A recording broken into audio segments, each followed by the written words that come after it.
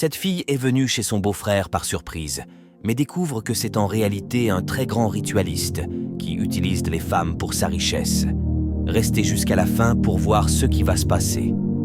Dès qu'elle découvre la vérité, elle se dirige aussitôt vers la porte pour s'enfuir. Mais le ritualiste, ayant remarqué sa fuite, sort rapidement de la chambre où se trouvent ses fétiches et se précipite dehors pour l'attraper. La fille court et se cache derrière des voitures. Le monsieur la poursuit, déterminé à l'empêcher de révéler son terrible secret.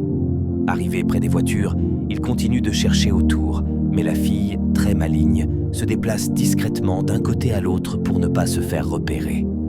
Le monsieur, confus, s'arrête et se demande « Mais où est-elle passée ?» Il continue à fouiller, mais par chance, la fille parvient à s'échapper par le portail. C'est alors qu'elle tombe nez à nez avec sa grande sœur, la femme du ritualiste, qui, surprise, lui demande « Qu'est-ce qui se passe? Pourquoi tu fuis comme ça ?» Pendant ce temps, à l'intérieur, le ritualiste commence à paniquer. « Si cette fille sort et parle, je suis fichu. Je dois l'arrêter avant qu'il ne soit trop tard.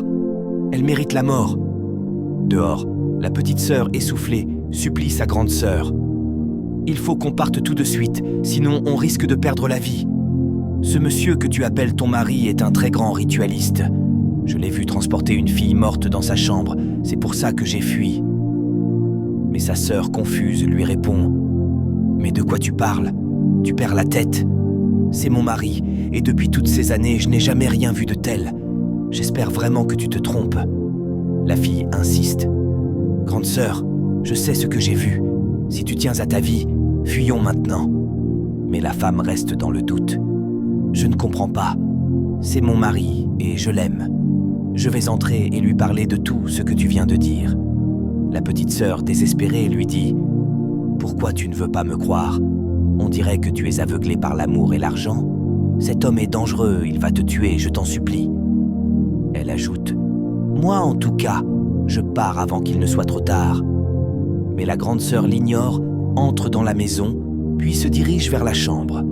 Une fois à l'intérieur, elle découvre son mari vêtu de rouge, tenant un bâton magique. Le ritualiste se met à rire. La femme, choquée, recule lentement. « Mais je rêve ou quoi? Mon mari, un ritualiste ?» Elle tente immédiatement de s'enfuir, mais la porte se referme toute seule derrière elle.